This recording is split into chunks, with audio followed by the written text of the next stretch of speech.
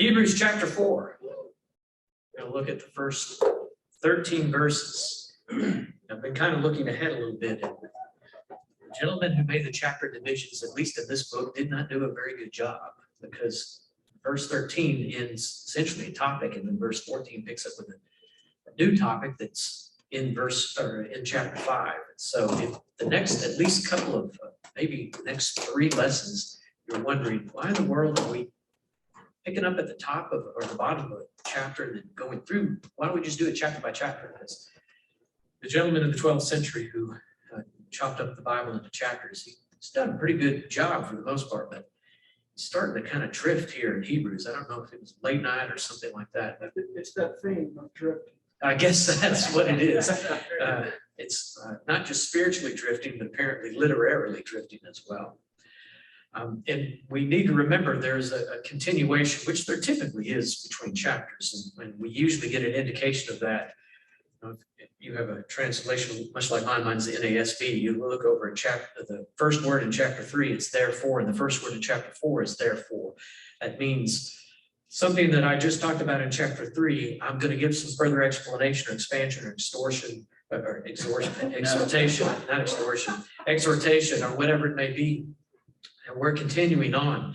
So if you can kind of remember from about a week ago, even with the time change, and remember the time change was supposed to help us this time around.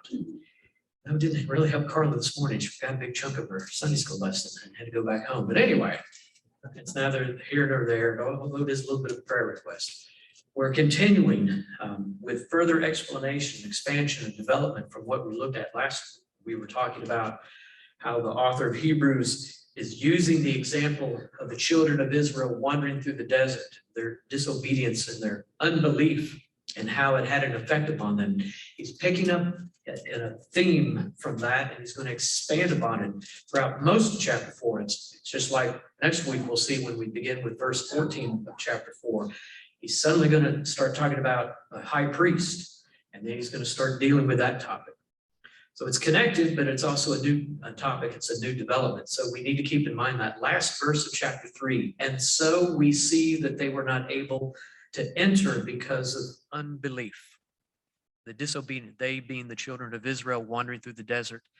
And there were those who were not able to enter into the earthly Canaan or the promised land because of their disbelief. Could somebody read verses 1 and 2 of chapter 4? Therefore, let us fear if, while a promise remains of entering his rest, any one of you may seem to have come short of it. For indeed we have had good news preached to us, just as they also. But the word they heard did not profit them, because it was not united by faith in those who heard. So therefore, there's our we're beginning our explanation, and we're picking up with that theme of rest in verse 1. Let us fear, lest while the promise remains, entering his rest. What do you think, without looking at the rest of the chapter, and we'll get further explanation from the chapter, but what do you think the author of Hebrews is talking about when he means rest? What is meant by rest in verse 1? And I'm not going for anything. I'm not going for the answer. Well, it's coming from the idea of chapter 3 of entering the rest of Canaan. I think. Yeah. And for believers, it's rest in Christ and being secure that he'll take care of us. Okay, that's good. What else might the rest be? Unless everybody thinks Alan just answered it so perfectly, there's no reason to add to it. It could be heaven. Could be heaven also. That's another possibility. We've heard about the heavenly calling. This might be part of that. Well, he has this particular type of rest. Jesus has a particular type of rest that's peaceful, so it's in existence in his kind of rest. Okay. And there is always that word shalom, even though it's the Greek New Testament, that sense of completeness and wholeness that comes with Christ.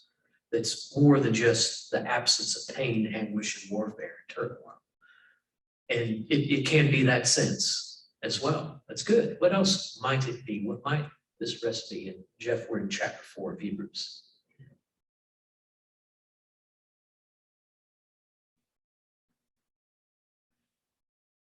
Yeah. It could be, After what? yeah, it could be death after life, which for believers means obviously a lot more than that. There's, you can't just, and I know you're not, just throwing that out there is, unless you're hearkening back to Ecclesiastes, this is it, folks. But obviously in Christ, there's a lot more to it than that. It's this and a whole lot more. It is a theme that he picks up on throughout the rest of most of this chapter. And there's a tremendous amount going on here. I think it is something heavenly. It is life after death. It is something for the children of Israel back in the Exodus, and it's something for believers, because remember, he's using that example from Exodus, even though he's quoting the Psalms back in chapter 3. It's really that story of the children wandering through the desert, in the Sinai desert, and wandering through the wilderness. But he's also talking to a group of believers, and so it means something else to them. It means a lot more to them. But one thing we also need to keep in mind, even though it doesn't really come out in the text, and I notice it really didn't come out in the commentaries, there's also, I think Alan's absolutely right. It's one thing in the Old Testament and it's one thing in the New Testament, but I think also it's the same thing that God was ultimately going for. And the author of Hebrews really does develop that, as we'll see when we look at the remaining verses.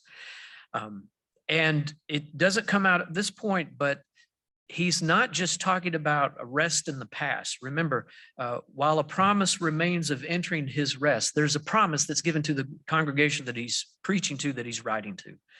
In other words, he's not talking about a past promise just of the earthly Canaan. It's got to be more than that. It's got to be the other thing that Alan said. It's got to be something in Christ. And it's a promise that's been made. Promise was made in the past, and it has a direct impact upon the present for the believers that are hearing and reading this, which includes us. But there's also a sense that there's a future to this promise. It's something beyond just the moment, even just beyond today, to use the author of Hebrews word, which he used in chapter 3 and he'll use in chapter 4. And since it's a promise that's been made, the rest is still possible. And his concern, he lays out his concern, lest us fear, or let us fear lest any of us should seem to have come short of it. In other words, be careful. There's a warning here. There's a rest that's available. There's a promise that's been made of a rest, promised way in the past that still has an impact in the present. But be careful that you might fall short of that rest, that you might fall short of realizing that promise. And he'll talk a bit more about the ultimate goal and the ultimate meaning behind this. It's more than just an earthly Canaan, and it's more than just a rest that we can achieve in this lifetime. It goes well beyond that as well.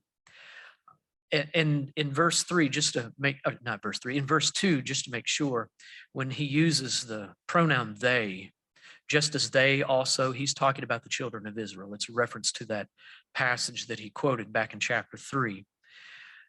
In chapter 2, what are the two things that he declares must be combined to enter this rest? What are the two things that are necessary prerequisites for achieving this rest? In verse 2. Good news preached to us. The good news preached to us, the word, if you like. By faith. United by faith. We need the word, we need faith. We need something that's offered to us, that's given to us, then we need a response. He doesn't separate out the two. It's not as though, and this is also developed in the chapter, it's not as though the children of Israel just entered the rest that was offered to them. They first heard the word, or they had experiences with God, with his power, his greatness, and ignored, as we saw back in chapter 3. They disobeyed. They had unbelief. They did not believe the word that was given to them. They did not believe the promise that was offered to them. And since they didn't believe it, and they had unbelief, and they were disobedient, they don't enter into the rest. So there is a response that must come, that was supposed to have come and came with some back in Exodus in faith. And it's the same thing for his congregation, for us today. The word is given, and then there must be a response to that. At the beginning of chapter and verse 2, most translations have something to the effect of, we have had good news preached to us. Does somebody have another phrase other than good news preached to us? Something different? Had the gospel preached to us. Had the gospel preached to us? It's usually something along those lines. The Greek, it actually means we have been evangelized. It's a little bit more than just the word has been given to them. The word has had an effect upon them, and they have responded in faith to being evangelized. In other words, something has been done to them. It's not just that the word has gone out, it's that the word has had an impact. There has been some type of transformation that has occurred as a result of their faith. Remember, he's speaking to believers. This is not a group of non-Christians that need to be evangelized. These are a group of believers that have been evangelized. The word has come to them and they have responded in faith. So remember that whenever he makes statements like in verse 1, where he's concerned that those that have been evangelized and have responded in faith might fall short of the promise of entering into God's rest. And I'll leave that there. Could somebody read verses 3 through 5? Who have believed do enter that rest, as he has said. So I swore in my wrath, they shall not enter my rest. Although the works were finished from the foundation of the world. For he has spoken in a certain place of the seventh day in this way. And God rested on the seventh day and from all his works. And again in his place, they shall not enter my rest. Those who have accepted the message by faith are intended by God to enter his rest. The rest is explained through these Old Testament quotes. One from Psalm 95:11, which we've already seen back in chapter 3, and that will be picked up again in part in verse 5. And then in between it is a quote from Genesis 2:2. So those who believe are not like the rebellious Israelites who died in the wilderness, that, as I swore in my wrath, they shall not enter my rest. And so the author is saying, we have believed and we're entering into his rest. So we are not like those who have disbelieved or disobeyed and are not entering into his rest. And then secondly, my rest is not simply rest bestowed by God, something that God has made and set aside, waiting for the people of faith to enter into at a later date. There's a qualification that often comes with this. We've already seen it twice in verse 1, his rest, and then in this quote in which God is speaking in verse 3, my rest. It's used again in verse 5, my rest, and it's used again in verse 10, his rest. There's always a descriptive or a pronoun that's stuck with this. It's God's rest. It's the same rest that occurred on the seventh day. God creates. He made everything that he needed to make. He stopped creating and then he rested. And when the author of Hebrews is talking about entering into rest, it's not just vacation, retirement. It's entering into God's rest. It's specifically the same rest that God is experiencing and that God is offering to all people of faith. So this is predating even the Exodus. This is going all the way back to the time of creation, in which we have the 6 days of creation, then God rests. Now, and I've mentioned this before, a few years ago, whenever we looked at Genesis 1 through 11, when it states that God rests, it's not because he's tired and worn out and exhausted, and he needs to rest and take a break. When he rests, he maintains the creation. He stops creating is the main point, and then he maintains the creation. But the author of Hebrews is picking up on this concept of what that means is God is maintaining the creation and then offering from the very beginning for the people of faith to enter into that rest with him, to join him specifically in his rest. the rest that he has created for himself and for us to join him in. And so it goes beyond just simply a cessation of working or service or ministry or even this life. And it is more than just a present rest. It's also a future rest. In some sense, primarily a future rest. In other senses, it's also primarily a present rest. But it's broadening out at this point to mean the rest that we enter into has to do with blessing, relationship, comfort, peace, joy, and worship. It doesn't quite come out in this passage, but what the author might be doing is using passages from much larger passages that were used at the beginning of the synagogue liturgy on Friday night. When the Sabbath begins on Friday evening in the Jewish community, they open worship by reading Psalm 95, 1 through 11. They read the first 6 verses, or first 7 verses, really 7a, first half of 7a, which is a call to worship to get the Sabbath celebration to start or beginning it. There's a call to worship that's given to the congregation.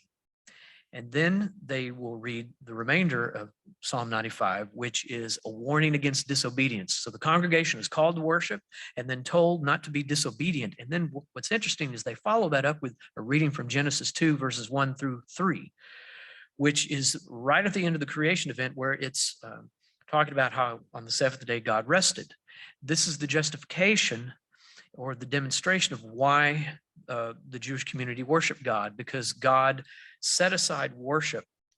He set aside that time in which the congregation, which the people of faith, which the followers of God would then, being called to worship and then being warned of disobedience, would then have a foundation or a justification behind worship, because God actually works it into the creation, a time in which we set it aside and do it. So that rest that the author is talking about includes worship. So it's not merely, it may be a cessation or an ending of service or work the way it was for God, but it's entering into doing something in which we respond to that rest that God has given us, that rest that is his, in which we respond in worship.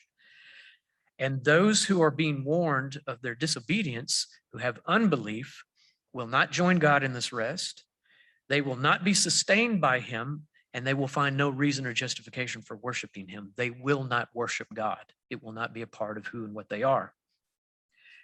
And in these verses, there are 2 phrases. One is, part of it is a quote and from the Old Testament. Part of it is a line that the author of Hebrews has given. That's the real emphasis in those 3 verses and in this entire passage. And it's the 2 phrases of his work is finished and God rested. That's the point that the author really wants to get across. In verse 4, when he quotes from Genesis 2:2, God rested. And then when he has the phrase at the end of verse 3, his works were finished. God is done working. God has then established this rest for us to join him in. So there's an ultimate goal and purpose behind it, which is more than just stopping working or stop service, but it's entering into relationship. It's entering into the blessings. It's entering into that time of worship. It's not perpetual worship in eternity.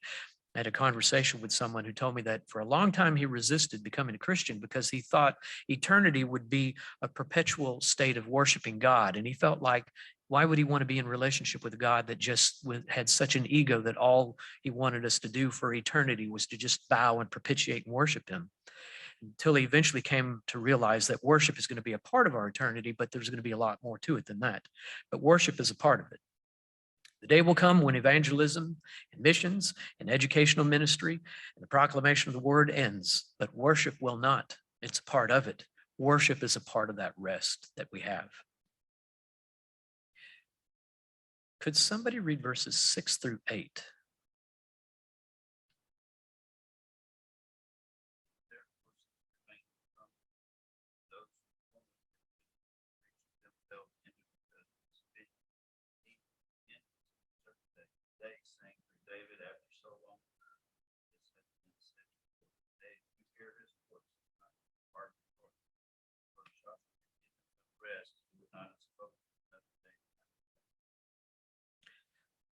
Oh, and Roger, we're in Hebrews chapter 4, just in case. So verses 6-8. Disobedience kept the children of Israel out of God's rest, which I think it's at this point we start to see the idea developing that it's more than just the earthly Canaan. It's a rest that's tied in more to that seventh day in which God rested, in which the children of Israel are invited into that greater rest, which is more than just the promised land. And it's the same rest promised then that's promised to this congregation, that's promised to us. There is a meaning in the Exodus story in which God is intending to get the children of Israel to the promised land, but that's not the ultimate goal. There's a greater rest.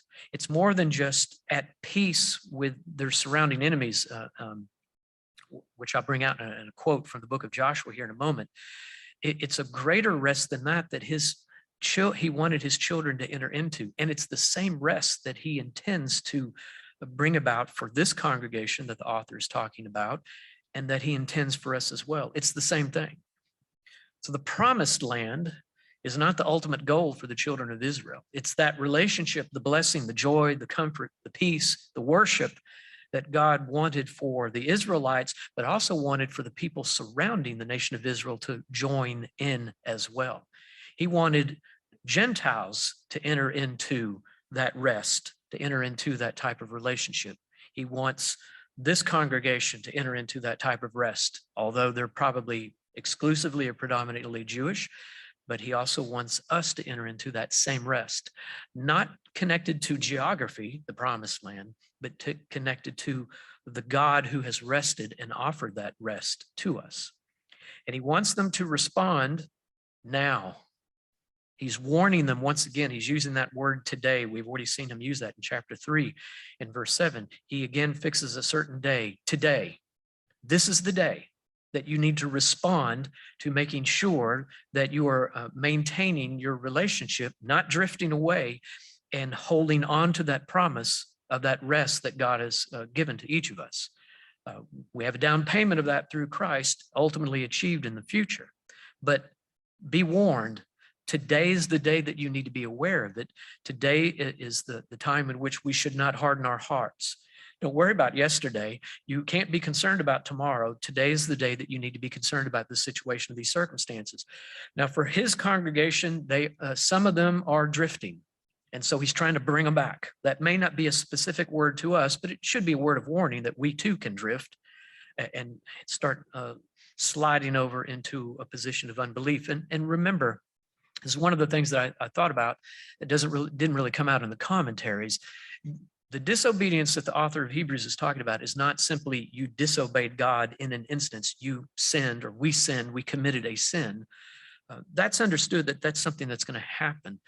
This type of disobedience that the author of Hebrews is talking about is a disobedience of our lives where we start to step away from Christ, not where we commit some sort of violation, where we fall short of the mark, where we commit a sin while we're in our relationship with God through Christ, but it's the type of disobedience that's the big capital D disobedience, where we do drift in our relationship with God. We start to slowly abandon him. We start to ignore him. We supplant him with other things.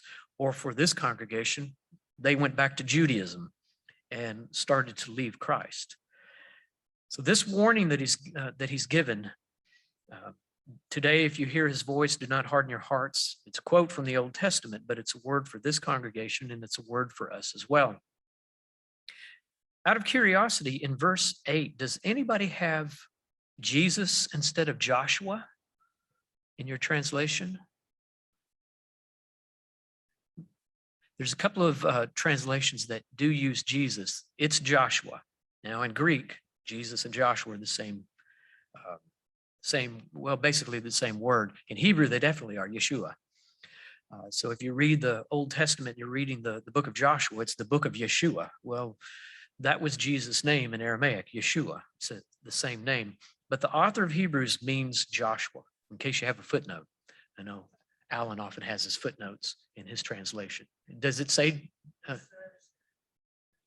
Yeah, I see. I knew you'd have a footnote on that one.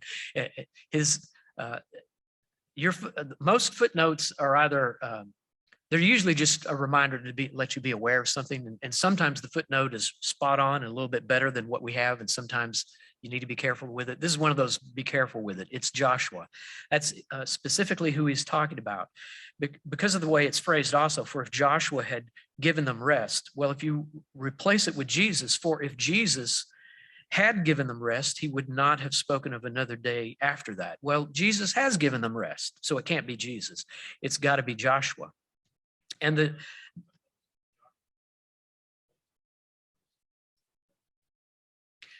which he was. Yeah, he's Moses' successor. And that's who we're talking about. And that's just probably reinforcing the reading to let you know we're not talking about Jesus. We are talking about the guy in the Old Testament. Because the rest that came with Joshua is not the rest that God promised in the Old Testament. And it's not the rest that the author of Hebrews is talking about here. The rest that came with Joshua is more akin to, if you read Joshua chapter 23, verse 1, after a long time had passed and the Lord had given Israel rest from all their enemies around them, Joshua, by then a very old man, and then he goes on and talks. That's a time in which we don't have conflict with our surrounding nations, a cessation of fighting, of turmoil, of upheaval, where there's a time of momentary peace. That's the rest that Joshua gave to Israel. That's not the rest that God was intending ultimately to give to Israel.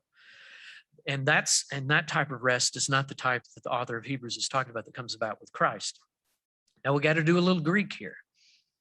It's not hard, but verse 8 is what's known as a second-class conditional sentence. Hopefully all of you have an if in there. For if Joshua had given them rest, something along those lines. Hopefully there's an if. Well, this is a second-class conditional sentence, an ion sentence in which it is stating, how is it phrased? A statement contrary to fact. In other words, he's wanting to say the exact opposite of this. He's wanting to say, for if Joshua had given them rest, and he didn't, he, that is God, God would not have spoken of another day after that, and he did. In other words, the ultimate rest doesn't come with Joshua. It comes with God.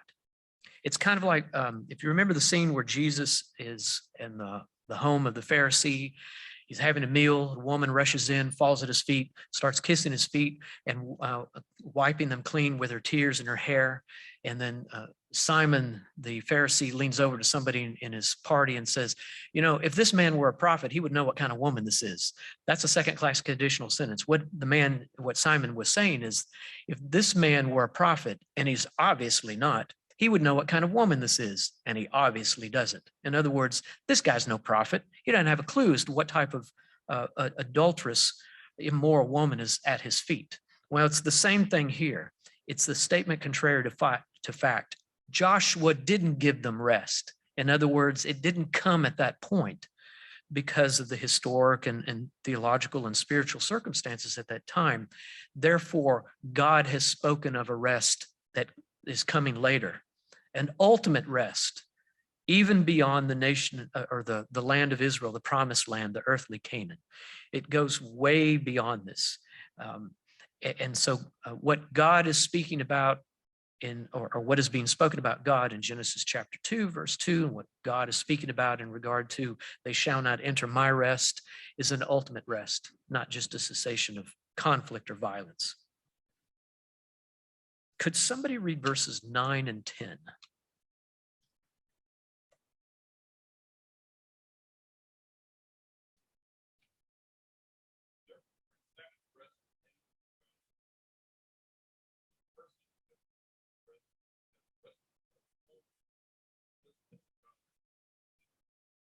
Now we're kind of qualifying the rest a little bit more. What kind of rest? Sabbath rest. What do you think he means by a Sabbath rest? It's the seventh day rest in which what's supposed to happen? Something's supposed to happen. We do rest from our work the way that God rested from his work. Worship is supposed to happen. Sunday's not a day to do nothing. And I know you weren't saying that.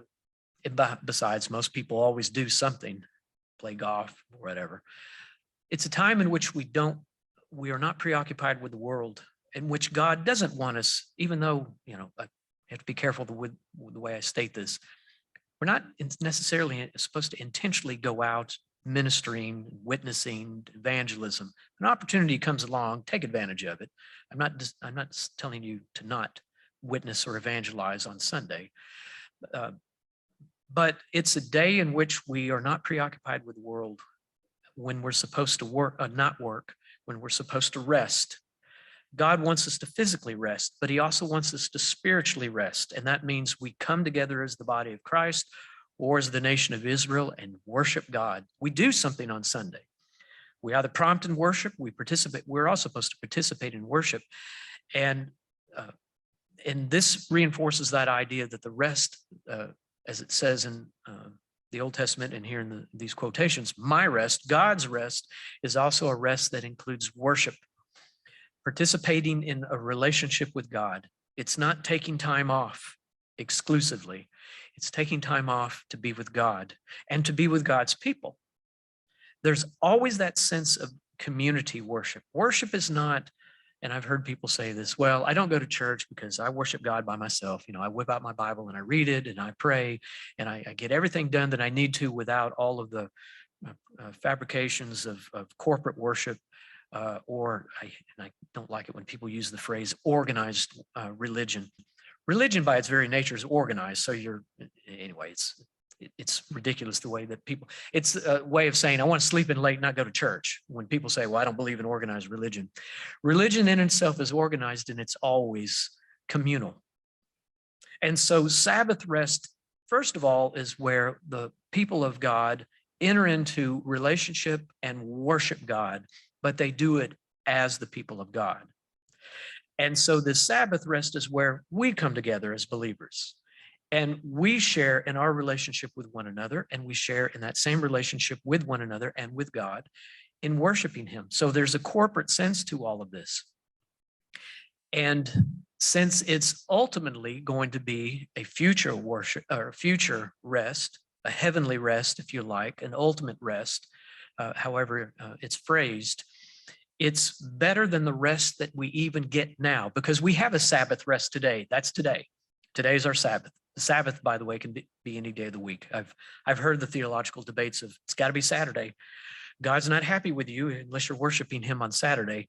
That's nonsense. I had a coworker when Carla and I worked at a battered women's shelter. She was Seventh-day Adventist. And I didn't argue with her, but I had a bit of a discussion, and I eventually got her to the point of accepting the fact that it was okay for me to worship on a day other than Saturday. Not her, but at least me. At the beginning of that conversation, it was wrong for me to worship God on Sunday. After the conversation, she'd come a long way by admitting that it was okay for me to do it. At least she was meeting me halfway. The day of the week is not important, the specific day of the week. The day that it happens is important whenever we do set that aside. So we have a Sabbath rest today. We're experiencing it now. We're not at work. We're together in the body of Christ. We're reading his word. We're praying. We're eventually going to join other believers in corporate worship, et cetera, et cetera. But this is a precursor to that ultimate rest, to that ultimate Sabbath rest that God wants us to enter into. This is a down payment of our future inheritance. And I've said this before, so get used to the people around you, because we are family and we're going to be together for a long, long time of eternity. So we need to be prepared for that. We need to be preparing for that. And I'm very serious and literal whenever I say that the time that we spend in worship and in the body of Christ now is preparation for eternity, because this is what we will be doing for eternity. We will be in the body of Christ, directly with Christ, also worshiping Christ. Worship is not going to end. I think there's a lot more to it. Don't ask me any details because they're not really given. I don't know what else is going to be going on. If you do, then you know a lot more than I do. But I know one thing that will be taking place is we will be worshiping God corporately. And that's a part of the process. So he is affirming also in verse 10 that someday our service will be completed. We will be done. We will not be required to continue the work that's set before us, just like God stopped his work on the sixth day and then rested. It's supposed to be the same for us. And I think I mentioned this last week, although it doesn't really come out in the text. We don't rest yet. We have times in which we do rest every week, Sunday. And there are times in which we need to recharge our batteries physically and spiritually. We happen to do it on Sunday. We could do it another day of the week to prepare us for the rest of the week, starting tomorrow with whatever should come our way. So there's supposed to be something invigorating and rejuvenating about our experience now. But the day will come whenever there's not going to be a Monday. There's not going to be a Monday morning where we have to drag ourselves out of bed, or where we don't have to be intentional about missions and evangelism and proclamation of the word and things along those lines. We will be in that today of that eternal day of worship. And so God is affirming that we will one day not work. We will one day not have service, but we still do. It's still going on for us. We're not there yet. We haven't fully achieved it.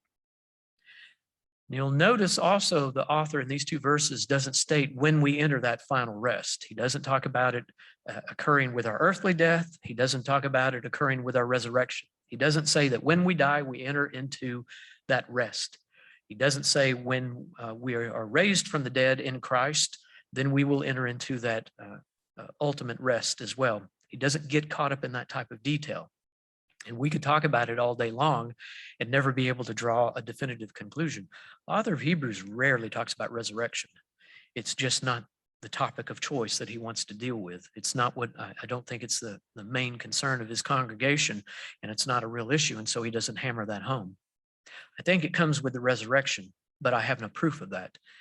It's an assumption that I've gleaned from few passages in the New Testament, but by and large, whenever it does occur, when we die or when we are raised from the dead, it's going to occur. We will enter into God's rest. It is inevitable. And it is ultimately the goal. It was the goal of the children of Israel to enter into that heavenly rest, not the earthly paradise of Canaan and the promised land. It was to enter into that relationship and into that worship with God. Now, God wanted it to occur in a specific geographic location, but it's not the land that made the difference. It's not that nation state that made the difference. It didn't then, and it doesn't now. And therefore, especially those within the evangelical community that are so wound up about the nation of Israel being reestablished and having to do with Christ's second return and how there's going to be a specific resurrection of the nation of Israel and another one. That's that the Jews have a new nation in Israel doesn't mean a darn thing to God. And you can tell anybody you want that I said that. At the end of the day, God does not care that the nation of Israel was reestablished in 1948, but because it wasn't the land that God was ultimately going for. It was the relationship that God was going for, that he's going for with this congregation, that he's going for with us.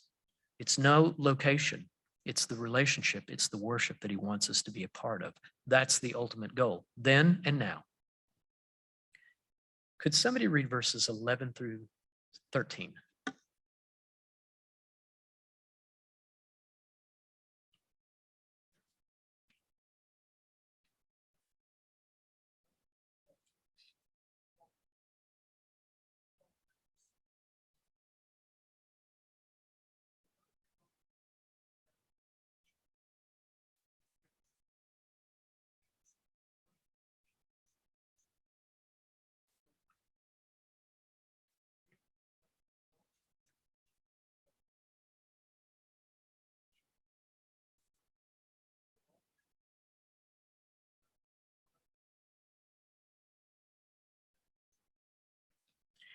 Verse 12 is one of those verses that's often quoted, and it should be. It's not necessarily a bad way, and it's not rarely ever taken out of context.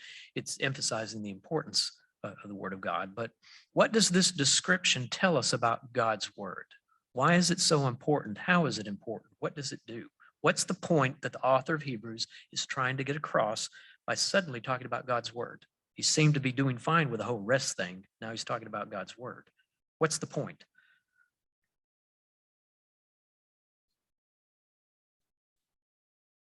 Okay? It's alive, which means it still applies. It's still relevant. It's still speaking.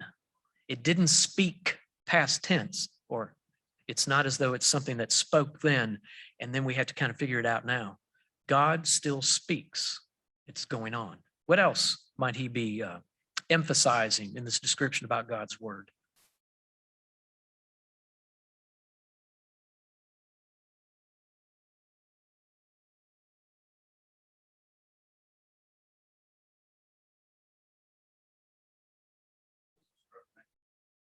I was originally thinking this was more of the rest comes after you pass through the earth and you go to heaven as a rest.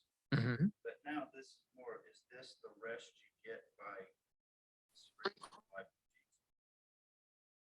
You're fighting a battle before you accept his word and you have rest. And then stating in here where he's talking, God is living active sharp. Sees everything. Is this more of us walking today as Christians on earth and being reminded that he's seeing everything we do, nothing's hidden? Is that a question? Question. I'm not sure. Is this going from us living now as Christians, or is this after we pass, we get the rest of the earth going to the next word? I don't think it's the end because it says rest. And rest is you're taking rest before you do something else. So Well, let me confuse you a little bit more. The answer is yes. Yeah, it's both. The rest is now, but the rest is then. It's like, it's kind of like whenever, mhm.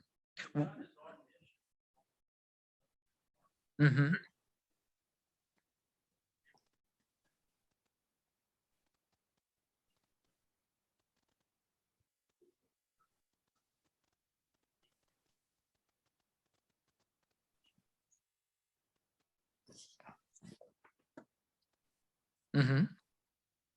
He's there now, and he's here now. He's there, and he's here. rest over. Not yet, And you're not resting now. but you are. We're actively doing on earth, spreading his word and living for him. That's an action, that's not a rest. But we've given up the worldly value. Mm-hmm. Where the rest is our head hitting the pillow right now.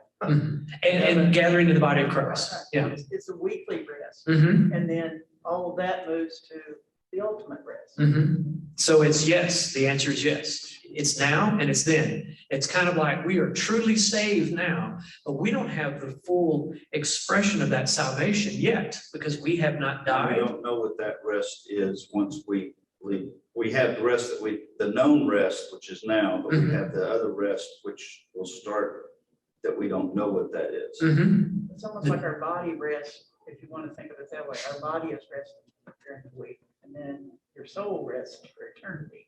So you're getting that little, at the end of the week, you get that injection of, I can do this, God's there. So would this be something you could use where somebody says, well, God has a plan for you? What good does it say to go to church? Well, this is the rest you get by believing in God versus not. Mm-hmm. And that is the reason that it's important to believe, because you get the rest. Uh-huh. You got it. Right, yeah. It's kind of like when we talk about our salvation. We have achieved it, but it's not been fully achieved. We're resting right now. Yeah, we're resting now, and we will have that ultimate rest. Now we need rest in regard to the mental and the physical and the spiritual exhaustion that sometimes comes with living in this world. We live in this world, but we're not a part of this world. That's one of those We get the confusing. rest because we don't have to deal with that stress because we can turn it over. Mm-hmm. And then the ultimate rest comes because God doesn't need us doing our service and work that he needs us doing now, because circumstances will completely change with the resurrection, and we'll be done with it. but he wants us to work now. But he also knows that we need rejuvenation and we need rest now. And so he gives us a little s Sabbath rest now, but he's ultimately going to give us a capital S ultimate Sabbath rest that comes then. So explains when you're late to rest, with the next action begins. Mhm. And, most people probably would disagree with this, but with a few things that I've come across in reading and hearing a couple of lectures by N.T. Wright, Paula Gooder, and a couple of other New Testament scholars and theologians, the rest, I believe, is something that the ultimate rest is held in abeyance that comes with the resurrection. When we die, I'm very Pauline when it comes to our earthly death. We are in Christ. And I can't go much further than that. Okay, I won't say that. That might create more problems than solve. But the ultimate rest is going to come with the resurrection when we are raised from the dead, which is what God ultimately intended to begin with. That ultimate rest is what God intended from the seventh day for his relationship with Adam and Eve, his relationship with Abraham, his relationship with the nation of Israel, his relationship with the Jewish people during the intertestamental period, his relationship with God's people with the coming of Christ, his relationship with us. It's ultimately that rest, which is not just stopping working, it's entering into the ultimate true relationship with God and worshiping him in a way and knowing and experiencing the living God in a way that we can't now. But we've got little snippets of it. We've got tastes of it. I think the phrase to rest is so appropriate because we have a comfort knowing that when our time comes and we're believers, we're taken care of. Mm-hmm. So there's comfort, and I think rest is such an appropriate way to describe it. I think so too. I think that's why the author of Hebrews picks up on that in a couple of passages from the Old Testament. And when he sees it in the light of Christ, he recognizes what God intended all along and originally was not to be tied to the land, to the nation of Israel, to that state, to that piece of geopolitical boundary, but to a relationship with God. That's what God wanted for Israel. And that they kept falling out of their disobedience that he hammers home in chapter 3 so much.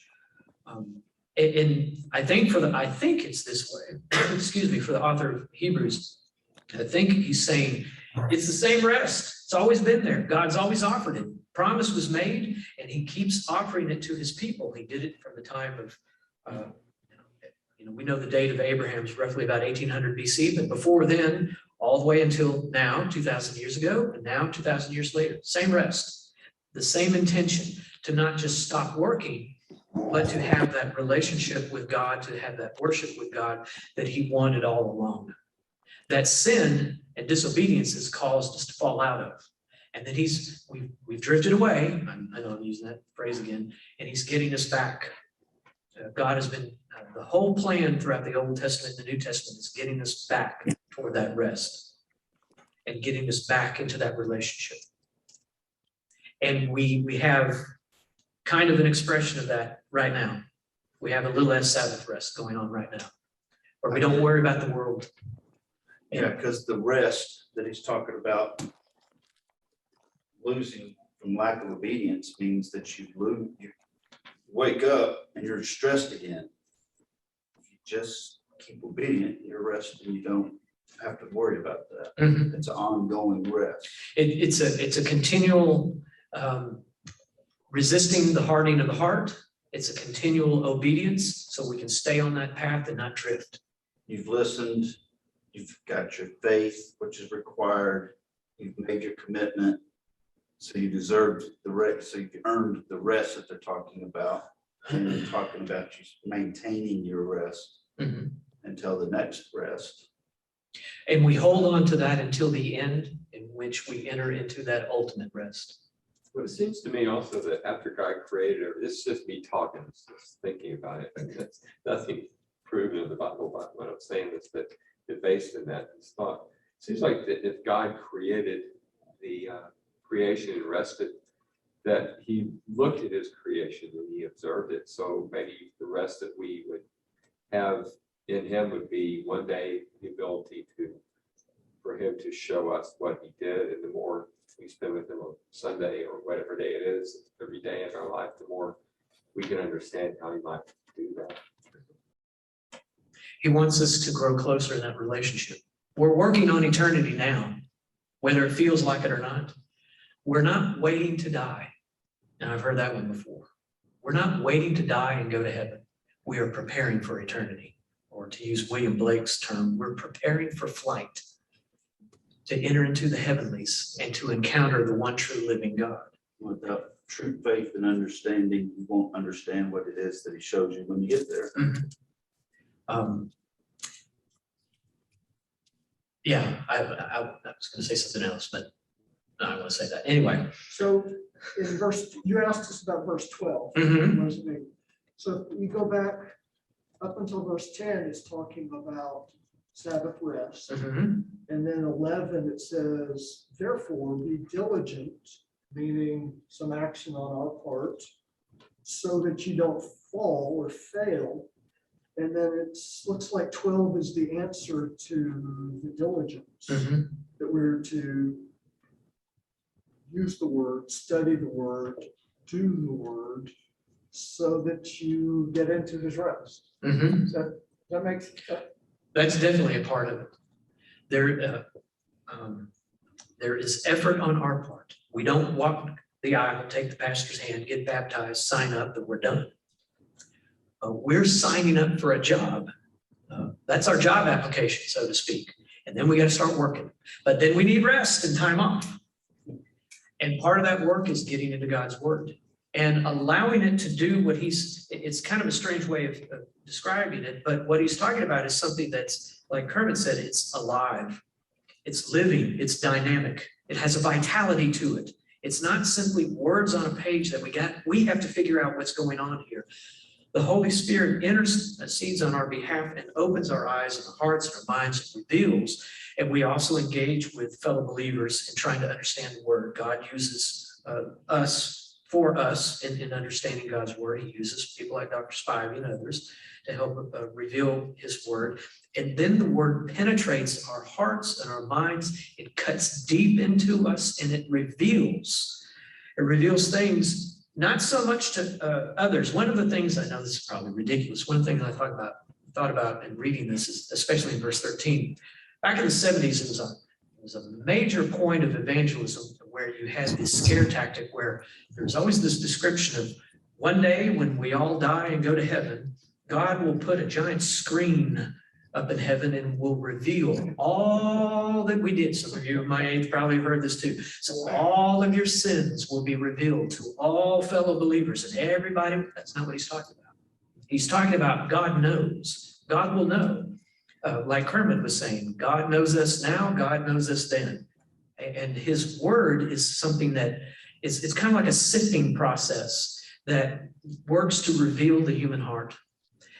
And we can deceive ourselves, or we can listen to God's word as it permeates our hearts, sometimes cutting in two directions, cutting to heal and cutting to hurt in order to reveal what we're doing. In other words, it's not always a happy process. Coming to church shouldn't always make you feel good. Sometimes it might make you feel bad because it's convicting.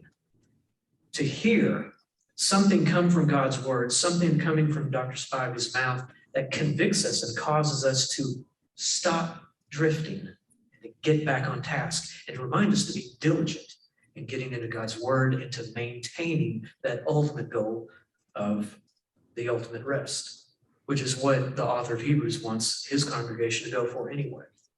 He's worried about them. He's warning them. He's concerned.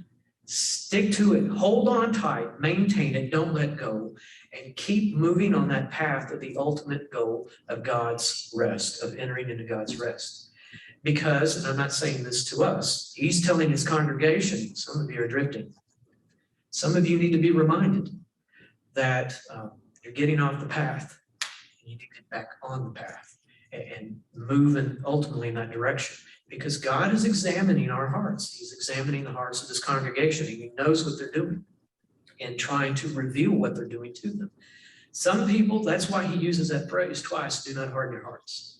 Or he uses it twice here in another passage. Don't harden your hearts against the fact that we can be brought under conviction and things can be revealed to us to help get us back on the track, to get us back on that path and to quit drifting away, which is the purpose. The purpose is not to make us feel bad. The purpose is not to guilt us into doing the right thing. The purpose is not to avoid doing the wrong thing, because one day in eternity, all of our sins will be revealed on a giant projector screen. That's not what God is ultimately going for. He's going for a loving, dynamic, living relationship with us. He loves us. He cares about us. He wants us to enter into that seventh day rest. He wants it. He desires it. He's craving it. He's anticipating it. And he wants everybody there. And he doesn't want anybody to. And the author of Hebrews wants the same thing for his congregation. He doesn't want them drifting as well. He wants them to enter into that same thing that God wants for them. One of the things I wondered about is, well, what's the grand application? I think part of it, I think there's a lot, but I think one of it is this guy really cares about this congregation. He cares about them tremendously. As a matter of fact, I was reading a little bit ahead in chapter 5 and verse 11. It says, concerning him, we have much to say, and it is hard to explain since you've become dull of hearing. And it's sort of this jolt of getting the congregation to sit up and pay attention. And it's not because he's mean, it's because he loves them and he cares. Snap out of it. Yeah, he's telling them to snap out of it. You people have plugged up your ears and you're hardening your hearts, and he wants their hearts soft and yielding to God's love. So talking about preparation for flight, I've heard heaven described as we have this cup and our cup is full and we have such joy. And that preparation for flight, as we learn more, expands our cup, and that some will have bigger cups than others and have more joy in heaven because they did better preparation. Mm-hmm. But everyone's cup is full. Yeah. But some have a 55-gallon drum and some have a teacup. Mm-hmm. I think that's true. We have a tendency, especially whenever the phrase, the ground at the foot of the cross is level, that basically means we all have the same need for Christ. But there are instances in the New Testament where we will have a different relationship with God than we may think. And some of us, I think, will be closer, and some of us will not be close. We'll all be there. We'll all know Christ the way that, even more so than we know him now. But one of the things I think of is the parable of the talents. I think it's in the Gospel of Matthew, where the master has the 3 servants and he gives 5 coins to one, and 2 to one, and 1 to another. Each according to his, what's the term that's used? Each according to his abilities. And then when the 5-coin servant is proved really faithful, he doubles it to 10 coins. He enters into his master's joy. And the 2-coin servant, he doubles his and enters into his master's joy. But the 2 guys that entered into his master's joy are still 5-coin and 2-coin servants. And they don't have quite the same relationship with the master. And then the whole parable ends with the 1-coin servant bearing the coin and not doing anything. And Jesus suddenly shifts gears and he sends that guy to hell, basically, because he was disobedient. He had unbelief. He didn't trust his master. And so he didn't enter into his master's joy. And I think part of that, along with other passages, demonstrates it's going to be different than we think. And like Alan said, some of us are going to have 55-gallon drums of joy, and some of us are going to have teacups. And that's not a fear tactic. I'm not trying to say, hurry up and do good things so that God will be even happier. It's be found faithful now. It's encouraging. It should be an encouragement. It should be a genuine encouragement. Was a swimming pool or something of the 2 that were pulled before death? Was it Enoch? Who was it that he took before? Oh, that went up into heaven? Yeah, Enoch entered into heaven. Yeah, so what kind of honor they got? Yeah, sure. We know also Moses. a lot of people, a lot of people hear that, I think, and start doing things to make sure they aren't one of the people that Jesus disqualifies. And so I guess that'd be kind of confusing, knowing when to stop their behavior. When do they stop the behavior or just want to be okay, so you throw me into hell? And the point to the point of doing it with joyful heart. You can spend your whole life doing things to hopefully you don't go to hell, or you can do things out of your heart. So how do you shift gears from that fear situation that you did everything so you wouldn't go there to a joyful heart wanting to do it, but you know, at the same time you do it so many times that didn't change it either. So it's really confusing, that part. You know, Well, it's how do you- whether you're living because Jesus died on the cross for you, Yeah, it's or if you're different living first. by the old Jewish laws where you have to pay for your own sins, which doesn't work. Yeah, because I get so joyful and know what Jesus did for me, and I know that I couldn't get there without that. I guess when you feel that way, that helps. You know, when you feel happy, joy you can't explain, it comes up in you, but no one really sees you react to, but you know. I think It's a Jesus, personal worship. That's what happens to me. I'm God. Let's sit out there. Or hallelujah, and I feel joy. I think Jesus would tell you, you're not far from the kingdom of heaven. You're almost there. It may not feel like it sometimes, but we're getting closer. And that's what God wants us to do. He wants us to get closer. One of the things that came to my mind when Alan was talking also is the thief on the cross. He didn't have, he wasn't out doing EE and CWT and doing all those works that we would have a tendency to think got him closer to God, but he was there. He will be, he is going to be there in paradise. We'll see him. With a thimble. And you know what? That's the opportunity that he had. His thimbles full. And it wasn't just a matter of, he said the words and I got him into heaven. He recognized who Christ was. Remember me, and I was thinking about this earlier, a couple of 3 days ago when I was reading this passage. Remember what he says to Jesus, remember me when you come into your kingdom. The best that he understood about Jesus was that he had a king, that he was a king and he had a kingdom. And apparently that was enough. It was more than enough. That got him well into that kingdom. That got him well into paradise. He did everything he needed to do. And you know what? You obviously know he's not a Baptist because he wasn't baptized, but he didn't have to be. He didn't come down and take the pastor's hand. He didn't join a Sunday school class and get his quarterly. He didn't join committees. He didn't go out and doing evangelism. He didn't have to do all those things. It was the opportunity that arose, and he recognized the work that was taking place before him, and he responded by faith. And I have a feeling that God and Christ are overjoyed with the thief on the cross. Yeah, he may have way bigger than a thimble because of all those that he's reached because of his actions. And if what we do expands our cup, then what he's done has been expanding for 2,000 And you never know who's watching. Right. And the most he could do, he did the most he could do in the circumstances that he had. Right. If he'd had a couple of more years of following Christ, being one of his disciples, then maybe just a quick little confession wasn't going to cut it. But right before he dies, he recognizes who Jesus is. And that's all. That's more than enough. So the opportunity that was given him, he took advantage of it. We have time. We have opportunity. We need to work. We need to rest, but we also need to work. And someday we will have that ultimate rest. And that ultimate rest is our goal, but we're not there yet. So keep at it. We need to keep doing service. We need to keep doing work. And I need to quit talking. This has been really good questions, really good comments. I know we're a small group, but I really do appreciate this class. Yeah, I do too. I really do. You know, I'm wondering also one quick thing that you were mentioning that God doesn't care about. I mean, as be a thing that all the Jews came back so far recently, whatever, but do you think that that's so people don't get exclusionary, continue to be exclusionary in how they believe about their relationship to God, like we're better than you? Mhm. In fact, do you think that's why he was saying that? That's part of it. I think that's part of it. And we can't feel the same way as well. I'd like to say, thank you for a morning of good rest. Hmm? Thank you for a morning of good rest. Oh, There we go. well, thank you. I appreciate it greatly. I really do. And I definitely don't say it enough.